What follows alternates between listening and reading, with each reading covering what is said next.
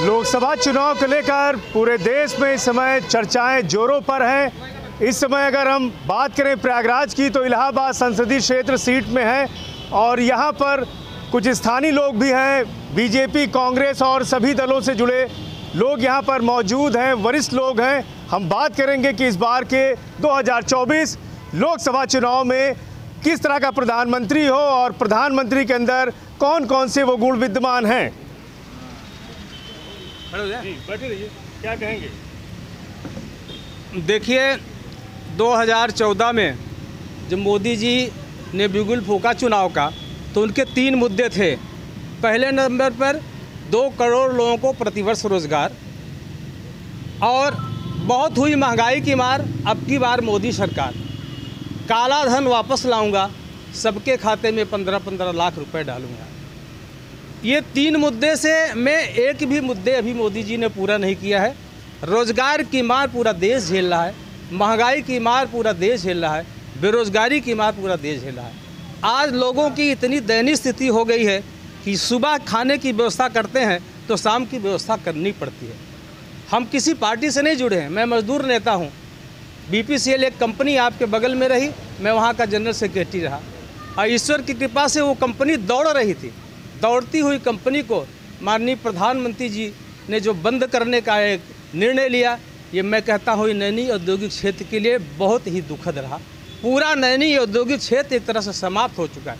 हेमवती नंदन बहुगुणा की सोच थी, जो औद्योगिक क्षेत्र उन्होंने सजाया था, बसाया था, उसको मोदी जी ने समाप्त कर दिया है। आज लोगों के मन में यह भावना आ गई है कि नैनी इलाहाबाद में रोज़गार, ज़्यादा से ज़्यादा रोज़गार पब्लिक सेक्टर से लोगों को मिला था। उसी रोज़गार से व्यापारी भाई बंधुओं का जो है जीवन यापन हुआ करता था। आज सब कुछ समाप्त हो चुका है। नैनी पूरा भूखमरी की कगार में डूब चुका है। नैनी में लगभग छोटी बड़ी कंपनियां मिला के 100 कंपनियां थीं, आज सारी कंपनियां समाप्त हो चुकी हैं। आज नैनी में कोई रोज़गार नहीं रह गया है। नैनी रोज़गार से पूरी तरह समाप्त हो जो सांसद हुए यहाँ पर, क्या लगा आपको कि उन सांसदों ने विकास के क्षेत्र में कुछ यहाँ पे विकास नहीं किया? देखिए सांसद की अब नहीं चलती, जो मेरी सोच है, मैं BPCL को पुनः चलाने के लिए, जीर्णोद्धार करने के लिए मैं स्वयं रीता बहुगुणा जोशी को लेकर के माननीय प्रधानमंत्री जी से मिला। मैं रीता जी को धन्यवाद देता हूं। जब कभी उनसे कहता था कि नैनी इंडस्ट्रियल बेल्ट को बचाने के लिए नेता काम आ सकता था, वो सीधे अपॉइंटमेंट लेती थी। अब मेरी बात ले जाकर मुझसे वहाँ स्वयं रखवाती थी। लेकिन उन्हें टिकट इस बार मिला नहीं है, क्या कहेंगे? टिकट ना मिलने का कारण ये नहीं है। टिकट मिलने का कारण तो उनका उम्र का क्राइटेरिया बताया जा सकता है।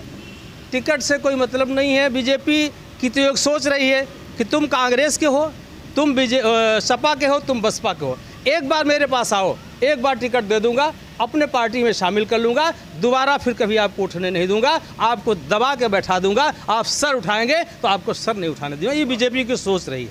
बिल्कुल।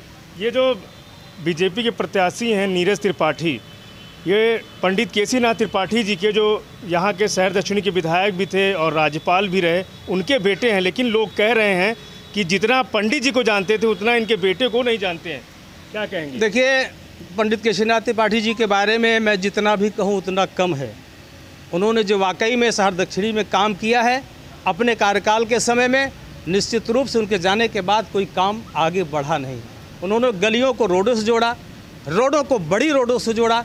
तमाम उनके समय में भी ये नैनी औद्योगिक क्षेत्र की बंद करने की बात हो रही थी, लेकिन उन्होंने जमकर अपनी बात उठाई और नैनी औद्योगिक क्षेत्र को समाप्त होने नहीं दिया। रही बात नीरज त्रिपाठी, चूँकि नीरज त्रिपाठी कभी राजनीति में नहीं रहे, न कभी राजनीति में सक्रिय रहे, न पंडित जी उनको लगता है राजनीति में लाना भी चाहते थे। होता यह है कि जब बाप अपने बेटे को राजनीति में लाना चाहता है तो तमाम मंचों पर बैठाता है, तमाम मंचों में उसका उद्बोधन कराता है। तो हमें ऐसा लगता है कि वो राजनीति में नहीं लाना चाहते थे, लेकिन ऐसा नहीं है। नीरज त्रिपाठी जी एक मजबूत कैंडिडेट हैं। पंडित केसीनाथ त्रिपाठी जी का एक इतिहास रहा है और एक विरासत में उनको राजनीति मिली है। पंडित केसीनाथ त्रिपाठी जी ऊपर कोई लांछन नहीं है, कोई विरोध नहीं रहा कभी, चाहे सपा के लोग रहे हों चाहे बसपा के लोग। सपा में भी वो विधानसभा अध्यक्ष थे, सपा में भी विधानसभा अध्यक्ष मुलायम सिंह ने बनाया था। तो ऐसा लगता है कि लोकप्रिय, जनप्रिय, हृदयप्रिय और समरसतावादी नेता रहे पंडित केसीनाथ। तो शासन काल में मान रहे हैं कि महंगाई जो है बढ़ी है और जो आपने कहा कि फैक्ट्रियां बंद हुई, ये सब देखिए, महंगाई तो बहुत ज़बरदस्त बढ़ी है। महंगाई को मैं कहने का मतलब, मोदी जी का चुनाव में महंगाई हुआ था, बहुत हुई महंगाई की मार। अब की बार मोदी सरकार, हम लोगों ने, सब लोगों ने वोट दिया था, इसी बेस पे वोट दिया था, लेकिन वो महंगाई को रोक नहीं कर पाए। क्या कहेंगे भाई साहब, क्या नाम है आपका? भाई मेरा नाम कप्तान मिश्रा है, मैं भी एक समाज सेवी हूँ। जी जी। इतनी बोल रहे हैं कि फैक्ट्रियाँ हैं महंगाई बहुत बढ़ी है। भाई, और महंगाई तो ऑटोमेटिक आप देख रहे हैं, आप भी तो उसी धरती पे हैं जहाँ हम हैं। उसके बाद इतनी नई में फैक्ट्रियाँ हैं, अगर यही चालू कर दिया जाए ना, 50,000 है, 20,000, 30,000 में पूरा जितना लोग भाग के बम्बई दिल्ली जा रहे हैं, सब यहीं नौकरी कर रहे हैं, साले सब प्लाटिंग कर रहे हैं। TW देखिए, त्रिवेणी कंपनी, उसको बेच दिया 3 करोड़ में, अब पता चला वो प्लाटिंग करके पूरा पीछे तक।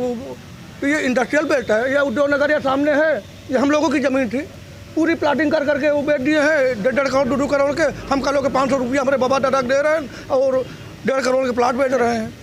तो भैया कहाँ तक देख, यही सब देखें तो भाई देखा, जनता का चाहिए, जनता के रोजगार चाहिए और टेंशन मुक्त ज़िंदगी चाहिए। क्योंकि हर आदमी आज के ज़माने में जब से मोबाइल आवा है तब से हर आदमी टेंशन में आ गया है, दुनियादारी बहुत तेज देख रहा है। अब पागलन की जनसंख्या बहुत कम हो गई है हिंदुस्तान में, सब ज्ञानी हो गए हैं। तो ऐसे भैया ये इंडस्ट्रियल आगे बढ़ाओ और हर आदमी को रोजगार दे के आगे कहाँ चाहिए आदमी। जो नेता लोग यहाँ पे आए हैं वो नेता मान रहे हैं कि इधर इसको कहा गया कि जो 99 मेहमान, फिर भी मेरा देश महान, ये हिंदुस्तान है। ऊपर से सब सही है, लेकिन अंदर झकबो तो सब कलाकार हैं, तब कहाँ तक देखबो। इंडिया गठबंधन में उज्जवल रमण सिंह को मिला है टिकट और इनके पिताजी थे रेवती रमण सिंह। कितना मान रहे हैं कि टक्कर रहेगी कांटे की भाई? बीजेपी और देखिए, अब ये लोकल नेता हैं, अब वो नए नेता हैं, वो कभी बाप के राज में निकले नहीं, आज उनको टिकट मिल गया तो भैया आगे बढ़े हैं, तो देखते हैं। नहीं, वो भी विधायक रहे हैं, उज्जवल रमण सिंह जो है विधायक रहे हैं। भाई तो विधायक तो ये रहे हैं, इनके पिताजी भी तो, केसरीनाथ भी तो पता चला कि सांसद रहे हैं। लेकिन नीरज त्रिपाठी जो है विधायक नहीं थे, वो तो अपर महाधिवक्ता थे, वो राजनीति से बहुत दूर थे। अगर इनकी बात करें तो ये राजनीति में थे उज्जवल रमण सिंह। कितना मान रहे टक्कर दोनों के बीच में, क्या टक्कर रहेगी? अब देखिए, टक्कर रहेगी कि नहीं आपके इनके मेहनत के ऊपर है, अगर ये मेहनत करेंगे तो टक्कर रहेगी, क्योंकि नए नए हैं, अभी इनको पूरा जिले भर का कौन कौन गांव है भाई इनका यह ना मालूम हो।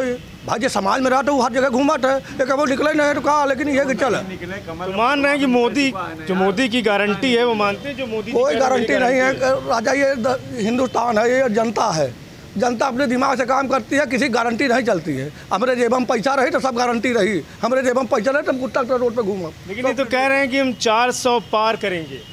अब वो तो समय बताएगा, हम क्या बताएं। मतलब आप नहीं मान रहे कि 400 पार? भाई 500 पार हो जाए, हम कहाँ तक देख पाओ, हम अपने आप को देख ले, ये बहुत बड़ी बात है। कह रहे हैं कि राष्ट्रवाद और पाकिस्तान को घर में घुस के मारा, लेकिन महंगाई की बात किनारे लोग कर रहे हैं, लेकिन ये कह रहे हैं कि इससे राष्ट्रवाद बढ़ा है मोदी सरकार आने के बाद। राष्ट्रवाद बढ़ो भाई 50% तो बढ़ा ही, उसमें कोई कहने वाली बात थोड़ी है। जो देश में लफड़ा रहा भाई, चाहे का समझ राम मंदिर देख लिया या 370 देख लिया या दुनियादारी, तो ये सब कुछ हद तक तो इसीलिए 10 साल आए हैं। अब इस बार थोड़ा सा सस्पेंस में है, लेकिन अब ये हिंदुत्व की वजह से शायद आ भी जाए, कोई कहने वाली बात थोड़ी। कि 70 साल जो कांग्रेस ने राज किया और मोदी जी के 10 साल, क्या मानने कोई फर्क नहीं यार। 70 साल में उसने भी बहुत काम किया, ऐसी बात नहीं है। ये सब जो बस ट्रक का कंप्यूटर आया है, सब वही के राज में रहा भी है कि ठीक है। 10 साल में इन्होंने महंगाई बढ़ाई है और टोल टैक्स बढ़ाया है, और का बढ़ाया है, इंसान को का बढ़ाया, 5 किलो गल्ला दे दिया, उसमें आदमी पार हो जाएगा। मोबाइल चलावत रहा पहले। क्या कहेंगे भाई साहब? नहीं, लोग कह रहे हैं गरीबी कहाँ पे है, हर हाथ में एंड्राइव है, हर हाथ में एंड्राइव है। कौन है गरीब, हमारे सामने ले आइए, वो बताए। गरीबी नहीं मान रहे? कहाँ है गरीबी, बताइए ना आप, दिखाइए। बेरोजगारी? हाँ, बेरोजगारी नहीं दिख रही। अब आपको रोजगार नहीं करना, बेरोजगारी है।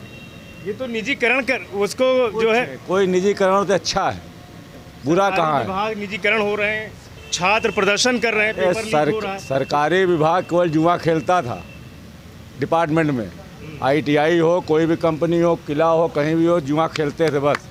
करते क्या थे वो? ऐसा कुछ नहीं भाई साहब, सही चल रही है सरकार। इसको 47 तक बोलिए मत आप। 47 तक? 2047 तक डिस्टर्ब मत करिए, अगर देश को आगे ले जाना है तो। मोदी की गारंटी मान रहे हैं? अरे गारंटी 110% की। आप 400 पार होगा इस बार? 500 हो जाए, कोई गारंटी नहीं है, बता रहे हैं। 500 भी हो सकता है। आधार क्या रहेगा? 500 क्या आधार? 400 पार का आधार क्या रहेगा?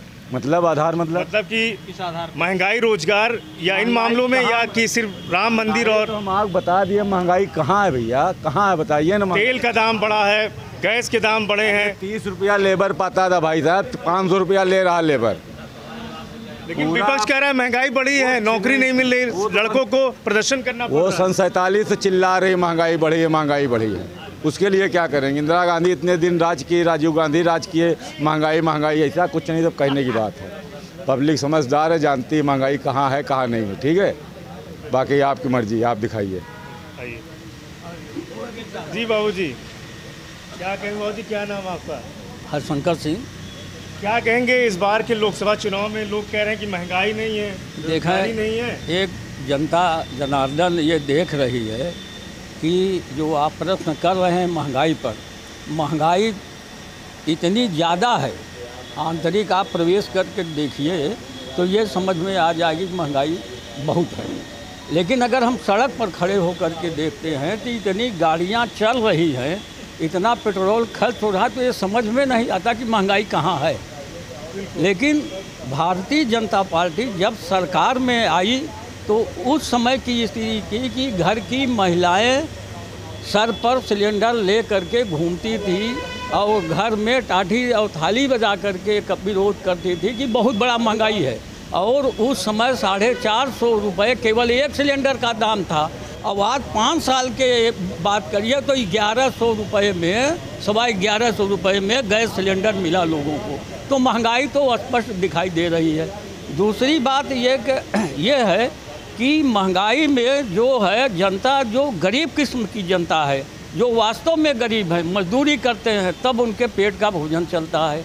उनको 5 किलो का जो राशन दिया गया 1 यूनिट पर, इससे महंगाई को रोकने के लिए कि बहुत ज़्यादा उग्र न हो, ये मोदी जी ने इसको दिया, जिससे कि भारत की जो जनता है, गरीब है, वो अपनी आवाज़ नहीं उठा सका कि महंगाई है। उनको 2 रोटी मिल रहा है। और माननीय प्रधानमंत्री जी कहते हैं कि 80 करोड़ लोगों को हम भोजन दे रहे हैं। आप ये समझते कि यह बात कह करके हिंदुस्तान का अवहेलना करते हैं कि हमारे देश में इतने करोड़ लोग भूखों मर रहे हैं।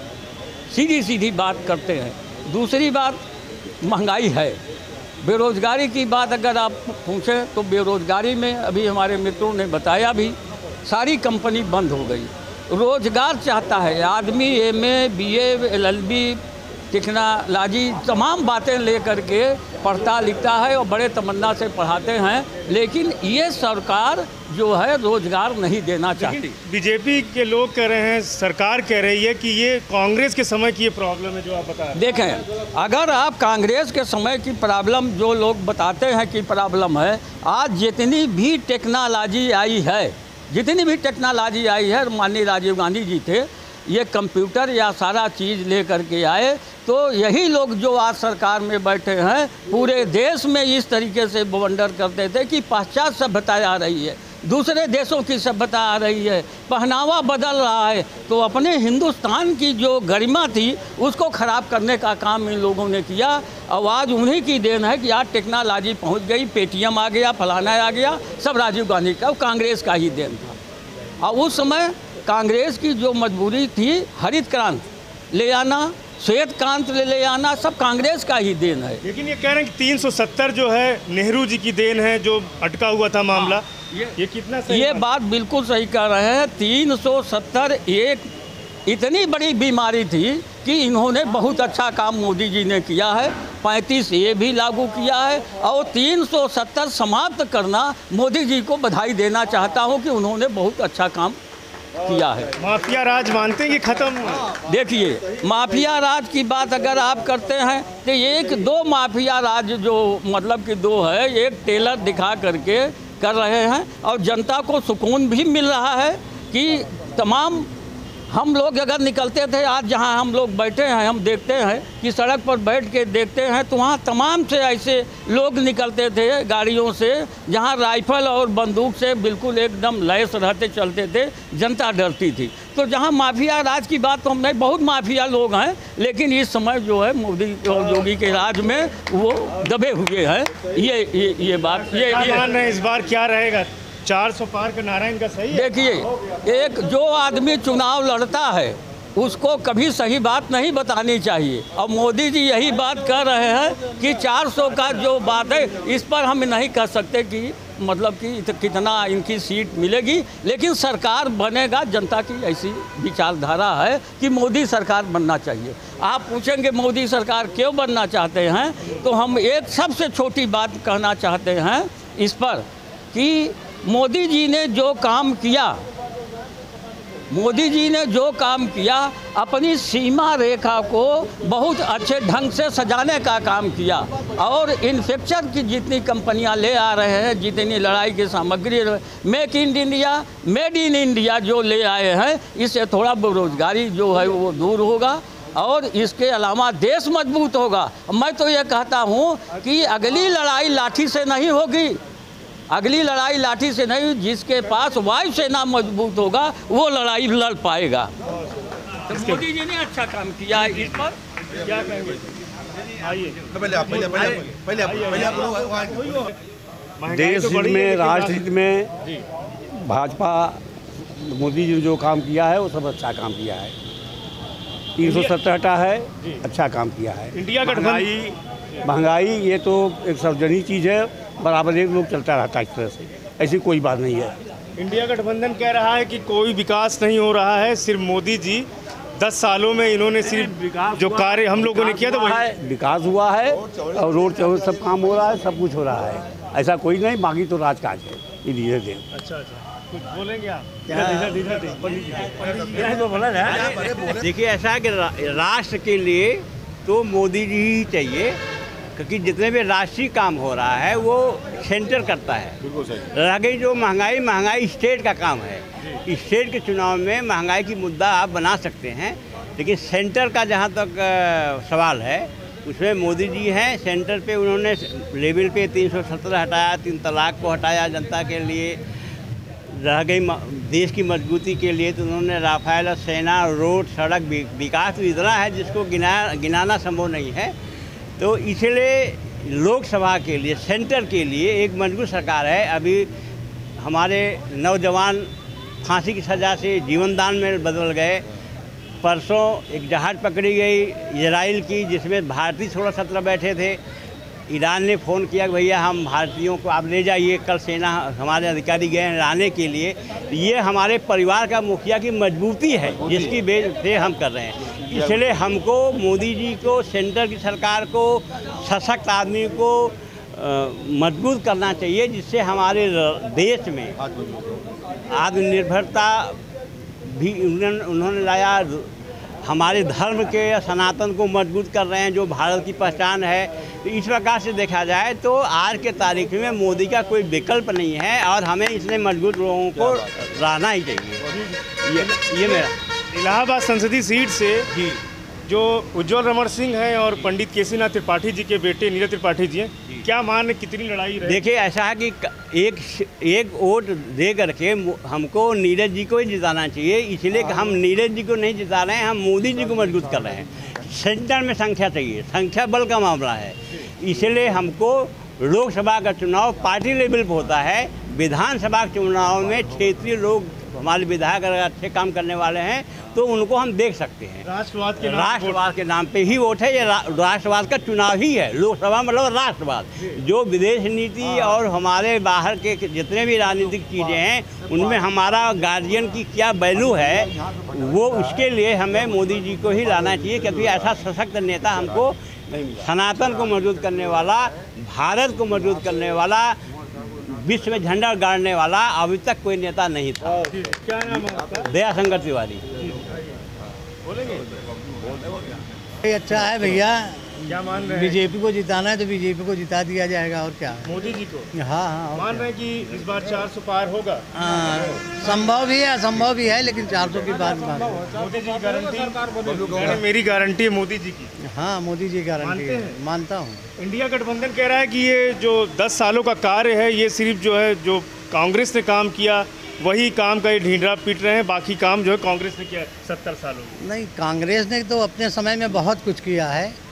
अब बोल रहे हैं कि ईडी और सीबीआई का डर दिखा के ये हमारे नेताओं को अपने पार्टी में कर ले रहे हैं। हाँ, ये तो है, वो तो साक्षात दिख रहा है, ऐसा कुछ नहीं है।